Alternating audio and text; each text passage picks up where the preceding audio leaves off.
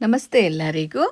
ನಾನು ಇವಾಗ ಪ್ರೋಟೀನ್ ಲಡ್ಡುನ ಮಾಡ್ತಾಯಿದ್ದೀನಿ. ಇದರಲ್ಲಿ ಪ್ರೋಟೀನ್ ಮತ್ತು ಫೈಬರ್ ಹೆಚ್ಚು ಇರುವುದರಿಂದ ದಿನಕ್ಕೊಂದು ತಿಂದರೆ ಇನ್ಸ್ಟೆಂಟ್ ಎನರ್ಜಿ ಸಿಗುತ್ತೆ, ಇಮ್ಯುನಿಟಿ ಕೂಡ ಬೆಳೆಯುತ್ತದೆ. ಅಷ್ಟೇ ಅಲ್ಲ, ದಿನ ಸ್ನ್ಯಾಕ್ಸ್ ಥರ ತಿನ್ನೋಕೆ ಇದು ಬೆಸ್ಟ್ ಚಾಯ್ಸ್ ಆಗಿರುತ್ತೆ. ಹಾಗಿದ್ರೆ ಬನ್ನಿ ಯಾವ ರೀತಿ ಮಾಡೋದು ಪ್ರೋಟೀನ್ ಇರುವಂಥ ಲಡ್ಡುನ ಅಂತಂದೇಳಿ ಈ ವಿಡಿಯೋದಲ್ಲಿ ನೋಡೋಣ. ಇದರಲ್ಲಿ ಸಕ್ಕರೆ ಉಪಯೋಗಿಸಿಲ್ಲ, ಆರೋಗ್ಯಕ್ಕೆ ತುಂಬಾ ಒಳ್ಳೆಯದು. ಇವಾಗ ನಾನು 250 ಗ್ರಾಮ್ ಆಗೋಷ್ಟು ಉತ್ತತ್ತಿನ ತೊಗೊಂಡಿದ್ದೀನಿ, ಡೇಟ್ಸ್ನ. ಇದನ್ನು ಸಣ್ಣಗೆ ಪೌಡ್ರ್ ಮಾಡಿ ತೊಗೋಕು, ಬೀಜನ ತೆಗೆದು ಈ ರೀತಿ ಪೌಡ್ರ್ ಮಾಡಿ ತೊಗೊಳ್ಳಿ. ತುಂಬ ಪೌಡ್ರ್ ಏನು ಬೇಡ, ಈ ರೀತಿ ತರಿ ಇದ್ದರೆ ಸಾಕು. ಇವಾಗ ನೋಡಿ, ನಾನು ಖರ್ಜೂರನ ತೊಗೊಂಡಿನಿ. ಖರ್ಜೂರನೂ ಸಹ ಅಷ್ಟೇ, ನಾನು 250 ಗ್ರಾಮ್ ಅಷ್ಟು ಖರ್ಜೂರನ ತೊಗೊಂಡಿನಿ. ಅದರಲ್ಲಿರುವಂಥ ಬೀಜನ ತೆಗೆದು ಮಿಕ್ಸರಲ್ಲಿ ಹಾಕಿ ನಾನು ಇದನ್ನು ಸಹ ಸಣ್ಣಗೆ ಇದನ್ನು ಪೇಸ್ಟ್ ಮಾಡಿ ತೊಗೊಳ್ಳಿ. ಇದನ್ನು ತುಪ್ಪದಲ್ಲಿ ಫ್ರೈ ಮಾಡಬೇಕು ಅಂತ ಇಲ್ಲ, ಹಾಗೆ ಇದ್ದರೂ ಚೆನ್ನಾಗಿರುತ್ತೆ. ಇವಾಗ ನೋಡಿ, ಕಡಾಯಿಗೆ ನಾನು ತುಪ್ಪವನ್ನು ಹಾಕ್ತಾಯಿದ್ದೀನಿ. ತುಪ್ಪನ ಹಾಕಿ ಇವಾಗ ಗೋಡಂಬಿನ ಹಾಕ್ತಾಯಿದ್ದೀನಿ. ಗೋಡಂಬಿ 50 ಗ್ರಾಮ್, ಬಾದಾಮ್ 50 ಗ್ರಾಮ್ ಅಷ್ಟು ಹಾಕ್ತಾಯಿದ್ದೀನಿ. ಸ್ವಲ್ಪ ಚಿಕ್ಕದಾಗಿ ಕಟ್ ಮಾಡಿ ಹಾಕ್ಕೊಳ್ಳಿ. ಚೆನ್ನಾಗಿ ಇದನ್ನು ತುಪ್ಪದಲ್ಲೇ ಫ್ರೈ ಮಾಡ್ಕೊಳ್ಳಿ. ಇಷ್ಟ ಆದರೆ ಸಾಕು ನೋಡಿ. ಇವಾಗ ಫ್ರೈ ಮಾಡಿ ತೊಗೊಂಡಿದ್ದೀನಿ. ಇವಾಗ ಅದೇ ಕಡೆಗೆ ಸ್ವಲ್ಪ ತುಪ್ಪನ ಸೇರಿಸ್ಕೊಂಡು ಬ್ಲ್ಯಾಕ್ ದ್ರಾಕ್ಷಿ ಮತ್ತು ಒಣ ದ್ರಾಕ್ಷಿನ ಹಾಕಿ ಚೆನ್ನಾಗಿ ಇದನ್ನು ಫ್ರೈ ಮಾಡಿ ತೊಗೋತಾ ಇದ್ದೀನಿ.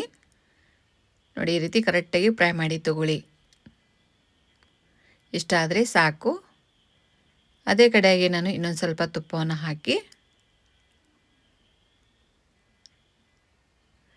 ಇವಾಗ ನಾನು ಅಂಟನ್ನು ಫ್ರೈ ಮಾಡ್ಕೊತಿದ್ದೀನಿ. ಇದು ಅಂಟು ಸ್ವಲ್ಪ ತುಪ್ಪ ಜಾಸ್ತಿ ಹಾಕಿ ಚೆನ್ನಾಗಿ ಫ್ರೈ ಮಾಡಿ ತೊಗೊಳ್ಳಿ. ಅಂಟು ಫ್ರೈ ಆದ ನಂತರ ಇವಾಗ ಅದೇ ತುಪ್ಪಕ್ಕೆ ನಾನು ಅಳವಿನ ಹಾಕ್ತಿದ್ದೀನಿ. ಅಳವಿನ ಲಾಸ್ಟಿಗೆ ಫ್ರೈ ಮಾಡ್ಕೋಬೇಕು. ಇವಾಗ ನಾವು ಎಷ್ಟು ತುಪ್ಪ ಹಾಕಿರ್ತೀವಿ ಆ ತುಪ್ಪ ಸಮೇತ ನಾವು ಅಳವಿನ ತೊಗೋಬೇಕಾಗುತ್ತೆ. ಹಾಗಾಗಿ ಲಾಸ್ಟಿಗೆ ನಾವು ಅಳವಿನ ಫ್ರೈ ಮಾಡ್ಕೊಳ್ಳಿ.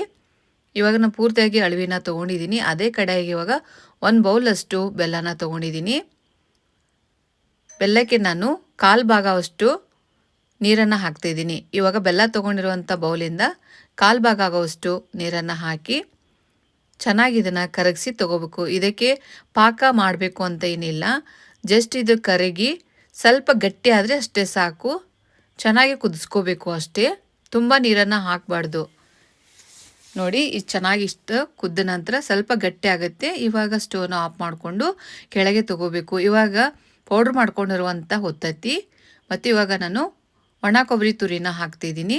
ಇದನ್ನು ಸ್ವಲ್ಪ ನಾನು ತುಪ್ಪದಲ್ಲಿ ಹುರಿದು ತೊಗೊಂಡಿರೋದು. ಇವಾಗ ನೋಡಿ, ಫ್ರೈ ಮಾಡ್ಕೊಂಡಿರುವಂಥ ಡ್ರೈ ಫ್ರೂಟ್ಸನ್ನ ಇದಕ್ಕೆ ಸೇರಿಸ್ತಾ ಇದ್ದೀನಿ. ನೀವು ಬೇಕಂದರೆ ಪಿಸ್ತಾ ಇದ್ದರೆ ಹಾಕೋಬಹುದು, ನಾನು ಹಾಕಿಲ್ಲ. ಇವಾಗ ಅಳವಿನ ಹಾಕ್ತಿದ್ದೀನಿ. ಪೇಸ್ಟ್ ಮಾಡ್ಕೊಂಡಿರುವಂಥ ಖರ್ಜೂರನ ಸಹ ಸೇರಿಸ್ಕೊತಾ ಇದ್ದೀನಿ.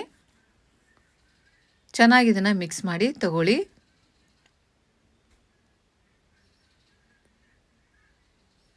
ಬಿಸಿ ಬಿಸಿ ಇರುವಾಗಲೇ ಇದನ್ನು ಮಿಕ್ಸ್ ಮಾಡ್ಕೋಬೇಕು.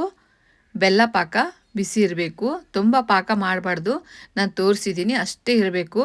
ಇವಾಗ ನೋಡಿ, ಫ್ಲೇವರಿಗೆ ನಾನು ಏಲಕ್ಕಿ ಪೌಡ್ರನ್ನ ಸೇರಿಸ್ತಾ ಇದ್ದೀನಿ. ಇದ್ರಾಗ ಒಣ ಶುಂಠಿನೂ ಸಹ ಇದೆ, ಎರಡೂ ಸೇರಿಸಿ ಪೌಡ್ರ್ ಮಾಡಿ ಹಾಕಿರೋದು. ಫ್ಲೇವರು ತುಂಬ ಚೆನ್ನಾಗಿ ಬರುತ್ತೆ. ಇದು ಬಾಣಂತಿಯರಿಗೆ ಮತ್ತು ಚಿಕ್ಕ ಮಕ್ಕಳಿಗೆ ಅಂತೂ ತುಂಬಾ ಒಳ್ಳೆಯದು ಆರೋಗ್ಯಕ್ಕೆ. ಇದರಾಗೆ ಪ್ರೋಟೀನ್ ಫೈಬರ್ ತುಂಬ ಇರುತ್ತೆ. ಈ ಲಾಡು ಮಾಡೋದು ಮಾತ್ರ ತುಂಬಾ ಸುಲಭ, 10 ನಿಮಿಷದಲ್ಲಿ ನಾವು ಮಾಡ್ಕೋಬೋದು.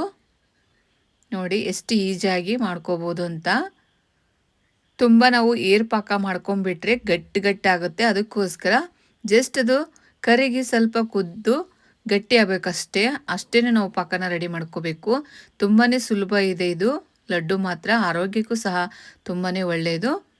ಇದಕ್ಕೆ ತುಪ್ಪ ಜಾಸ್ತಿ ಹಾಕಿ ಮಾಡ್ಕೋಬೇಕು, ತುಂಬ ಚೆನ್ನಾಗಿರುತ್ತೆ ಟೇಸ್ಟ್ ಮಾತ್ರ. ಈ ರೀತಿ ನೀವು ಲಡ್ಡು ಮಾಡಿಕೊಂಡ್ರೆ 2 ತಿಂಗಳಿಟ್ಟರು ಏನೂ ಆಗಲ್ಲ. ತುಂಬಾ ಚೆನ್ನಾಗಿರುತ್ತೆ ಲಡ್ಡು ಮಾತ್ರ, ಟೇಸ್ಟ್ ಮಾತ್ರ ಸಖತ್ತಾಗಿರುತ್ತೆ. ಇದರಲ್ಲಿ ನಾನು ಅಂಟನ್ನು ಫ್ರೈ ಮಾಡ್ಕೊಂಡಿರೋದನ್ನು ಸೇರಿಸಿದ್ದೀನಿ, ಕ್ಲಿಪ್ಪು ಸ್ಕಿಪ್ ಆಗಿದೆ. ಇವಾಗ ನೋಡಿ, ಈ ರೀತಿ ನಾನು ಪೂರ್ತಿಯಾಗಿ ಮಾಡಿ ತೊಗೊತಾ ಇದ್ದೀನಿ. ತುಂಬಾ ಈಸಿ ಇದೆ ಮಾಡೋದು ಮಾತ್ರ.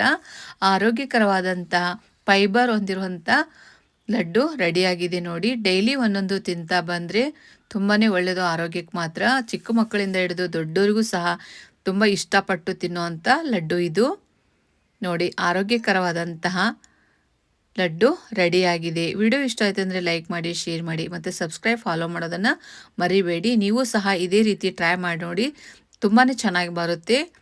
ಈಸಿಯಾಗಿ ಮಾಡ್ಕೋಬೋದು. ಇದರಲ್ಲಿ ಪಾಕ ಮಾಡುವ ಭಯನೇ ಬೇಡ, ತುಂಬ ಈಸಿಯಾಗಿ ಮಾಡ್ಕೋಬೋದು. ಈ ರೀತಿ ನೀವು ಮಾಡಿ ಇಟ್ಕೊಂಡ್ಬಿಟ್ರೆ 2 ತಿಂಗಳಿಟ್ಟರು ಏನೂ ಆಗೋಲ್ಲ. ನೋಡಿ ಎಷ್ಟು ಚೆನ್ನಾಗಿ ಬಂದಿದೆ ಅಂತ. ಮತ್ತೆ ಭೇಟಿ ಆಗೋಣ ಮುಂದಿನ ರೆಸಿಪಿ ಒಂದಿಗೆ. Thank you for watching.